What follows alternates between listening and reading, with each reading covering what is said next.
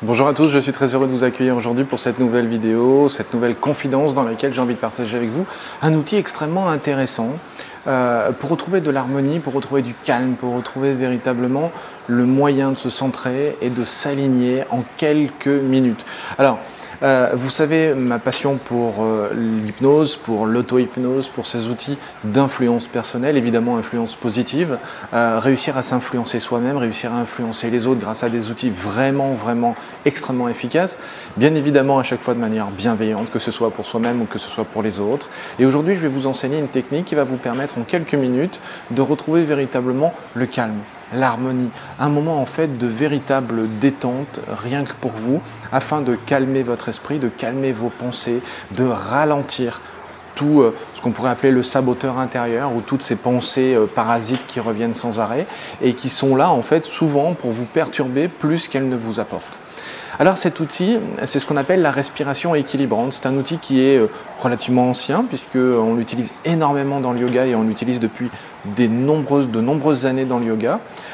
Et dans le yoga, on l'apprend d'une manière relativement, d'une manière relativement classique.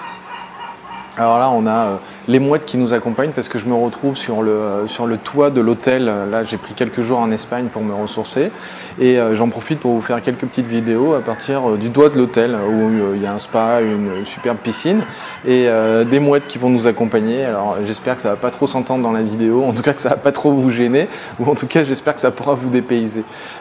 Donc comme je le disais, la respiration équilibrante, c'est une technique qu'on utilise énormément donc dans le yoga et on va l'apprendre de la manière suivante. C'est une façon de respirer en n'utilisant qu'une narine à la fois.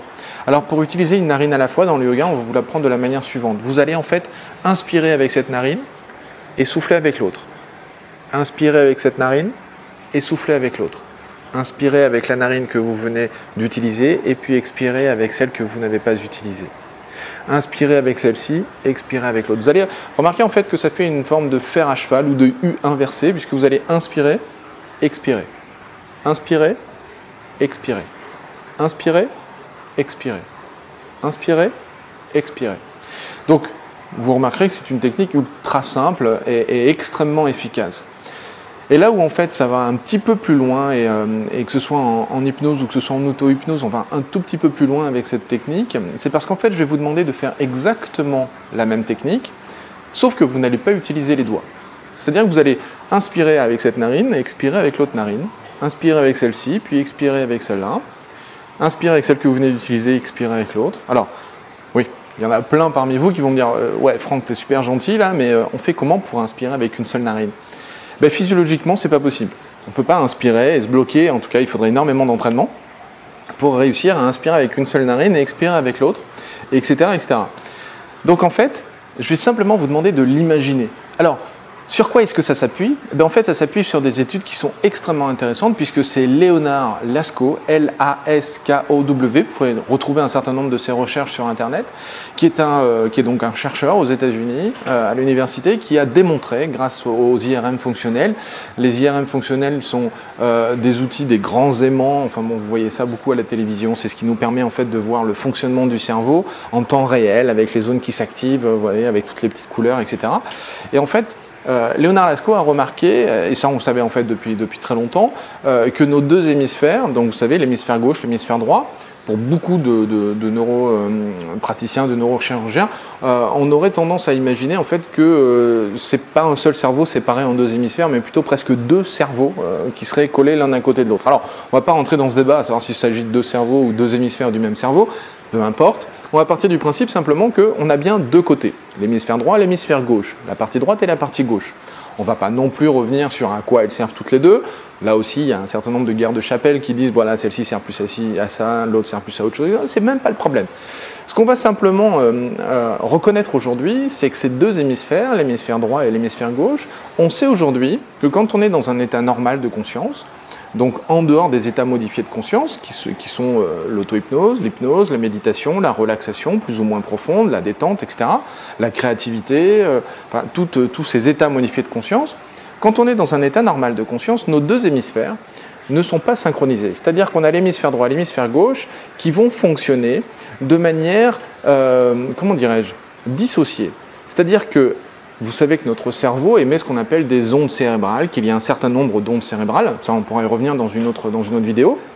En tout cas, si ça vous intéresse, dites-le moi dans les commentaires. Mais il y a un certain nombre d'ondes cérébrales que notre cerveau va émettre. Et ce que l'on sait aujourd'hui, c'est que l'hémisphère droit et l'hémisphère gauche n'émettent pas ces ondes cérébrales à la même vitesse. C'est-à-dire que les ondes cérébrales de l'hémisphère droit ne vont pas à la même vitesse que les ondes cérébrales de l'hémisphère gauche dans la plupart du temps. C'est-à-dire lorsque l'on n'est pas dans des états modifiés de conscience, et que c'est d'ailleurs comme ça, une des manières de reconnaître les états modifiés de conscience, c'est que nos deux hémisphères ont tendance à se synchroniser, c'est-à-dire à avoir les ondes cérébrales qui fonctionnent de la même manière à droite et à gauche.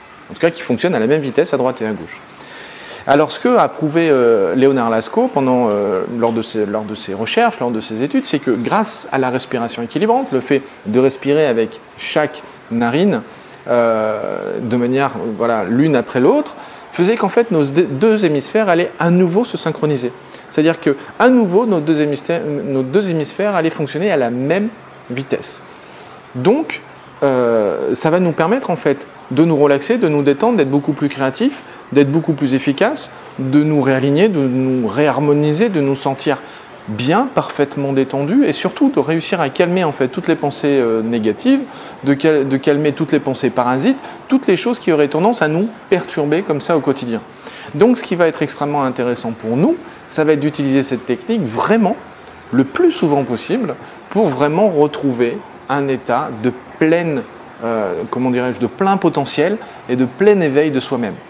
Alors, ce que vous allez faire pour vous faciliter les choses, c'est qu'évidemment, si je vous demande de respirer avec la narine droite, puis de souffler avec la narine gauche, comme ça, sans rien, sans aide, sans rien, c'est relativement compliqué. C'est d'ailleurs pour ça qu'au yoga, on a créé le fait d'appuyer avec un doigt puis l'autre. Mais là aussi, Leonard Lasko a démontré que le fait d'utiliser les doigts demandait en fait à la partie motrice de notre cerveau, qui est beaucoup plus en liaison avec la partie consciente de notre esprit, s'activait plus lorsque l'on utilisait les doigts. Parce qu'en fait, il faut réfléchir à savoir quel doigt je vais utiliser, à quel moment, comment est-ce que je vais souffler, tout ça. Et donc, il s'est rendu compte que c'était contre-productif pour obtenir un état véritablement puissant, de plein potentiel et d'accès à notre plein potentiel au niveau de notre cerveau, notamment la partie inconsciente de notre esprit. Donc, ce qui va nous intéresser à ce moment-là, ça va être de le faire sans les mains, comme je vous le disais, mais pour ça, on va quand même s'aider de notre imagination. Alors, notre imagination, moi, je vous encourage à l'utiliser en imaginant que vous inspirez soit une texture, soit une forme, soit même une couleur. Alors souvent vous allez voir qu'avec une couleur, en tout cas je me rends compte pendant les séminaires lorsque j'apprends cette technique à mes stagiaires, que c'est quand même celle qui est préférée parce que c'est probablement celle qui nous permet au niveau de notre imagination d'aller très très vite à ce que l'on veut. Donc on va inspirer une couleur. Alors moi je vous encourage à inspirer une couleur que vous adorez, que vous aimez, un petit peu comme une métaphore de j'inspire de quelque chose de très bénéfique de l'extérieur, du bleu, du rose, du mauve, du blanc, une lumière très très lumineuse. Peu importe ce que vous inspirez, mais une lumière qui vous plaît. Par contre, lorsque vous allez expirer, imaginez que vous expirez une lumière que vous aimez moins, une couleur que vous aimez moins.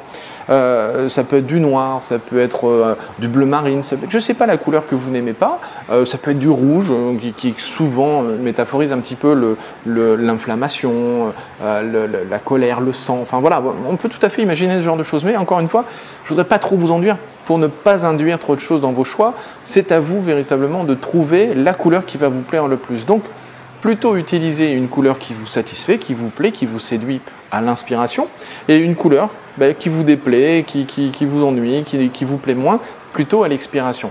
Et à ce moment-là, vous allez avoir, j'inspire, imaginons, j'inspire du bleu, j'expire du rouge. J'inspire du bleu, j'expire du rouge. Et on va reprendre en fait le fer à cheval de la même manière. Donc j'inspire, j'expire. J'inspire, j'expire. J'inspire, j'expire. Vous pouvez avoir une demi-seconde ou une seconde de pause entre chaque inspiration et expiration. Donc j'inspire, pause, j'expire, pause. J'inspire, pause, j'expire, pause. J'inspire, pause, j'expire, pause. Et vous allez faire ça en fait de deux manières différentes. Soit vous pouvez le faire avec un cycle, par exemple une quinzaine de cycles. Donc imaginons, j'inspire, pause, j'expire, pause, j'inspire, pause, j'expire, pause. Ça c'est un cycle. Donc vous allez le faire sous 15 cycles, donc vraiment un cycle complet. J'inspire, j'expire, j'inspire, j'expire. Ça c'est un cycle. Et vous pouvez le faire sous la forme d'une quinzaine de cycles les uns après les autres. Ou alors, Si vous préférez, vous pouvez imaginer le faire par exemple pendant 3 à 5 minutes avec un chronomètre, pourquoi pas. Et par exemple, vous allez inspirer en comptant jusqu'à 4, pause, expirer en comptant jusqu'à 4, pause. Inspirer en comptant jusqu'à 4, pause, expirer en comptant jusqu'à 4, pause. Et vous allez en fait faire ce cycle pendant ces 3 à 5 minutes, chronomètre en main si vous le souhaitez, ou avec une chanson qui peut être une chanson stimulante si vous le souhaitez, ou une chanson qui peut être une chanson plutôt calme, plutôt cool, peu importe. Ce qui est important, c'est de retrouver du plaisir dans la chanson. C'est de créer un ancrage entre la chanson que vous aimez et cette respiration équilibrante qui doit vous apporter du calme, de l'harmonie, de la détente. Mais attention, le calme, l'harmonie, la détente n'est pas forcément soit dans le peak state, vraiment comme certains peuvent le conseiller le matin, de se lever, de sauter dans tous les sens, etc. Ce qui fonctionne très très bien certains matins. Et vous avez d'autres matins où vous avez besoin d'avoir plutôt du calme, de la détente, de l'harmonie, donc en énergie basse. Positive, mais énergie basse tout de même. C'est-à-dire qu'on va être soit en énergie basse positive, soit en énergie haute positive. Le fait de se booster, d'y aller à fond, de mettre une musique à la David Guetta et de foncer et de sauter les matins, etc. C'est ce qu'on va appeler une énergie haute positive, pas de problème. Et vous avez aussi l'énergie basse positive qui est la méditation, la relaxation, l'auto-hypnose, l'hypnose hétérogène si vous le pratiquez avec quelqu'un. Mais en tout cas, le fait de vous retrouver à une énergie basse mais positive, c'est-à-dire vraiment quelque chose qui vous amène des bienfaits et des bénéfices certains. Donc voilà, je récapitule, la respiration équilibrante, soit vous faites 15 cycles, j'inspire, j'expire, j'inspire, j'expire, soit vous allez le faire sur 5 minutes en comptant 4 à l'inspiration, 4 à l'expiration, toujours avec un demi-temps de pause. 4 à l'inspiration, demi-temps, 4 à l'expiration, demi-temps, 4 à l'inspiration, demi-temps, 4 à l'expiration.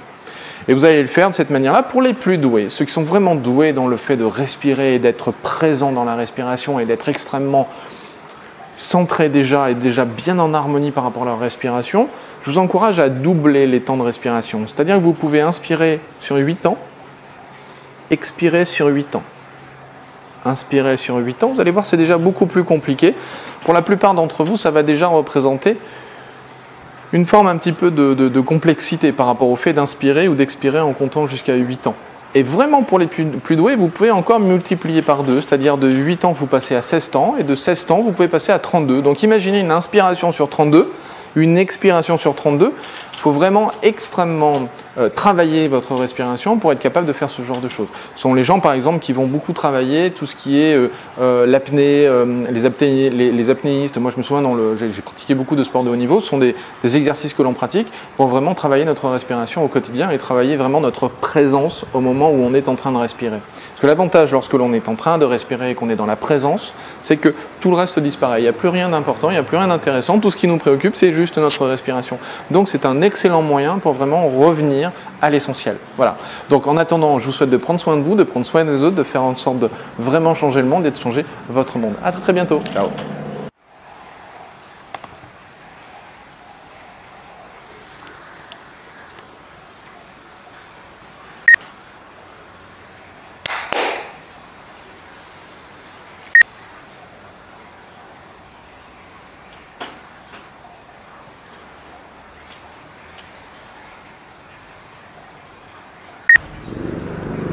C'était bien? C'était cool? Et si cette vidéo vous a plu, vous pouvez simplement vous inscrire sur la chaîne Confidence de Coach et la partager avec tous vos amis. Bien évidemment, pensez à nous laisser un commentaire juste au-dessous de cette vidéo afin que je puisse répondre à chacune de vos questions. Et si vous voulez voir toutes les vidéos dès qu'elles sortent, le plus simple, c'est de nous laisser vos coordonnées sur le site internet, sur notre formulaire d'inscription. Alors au revoir et à bientôt.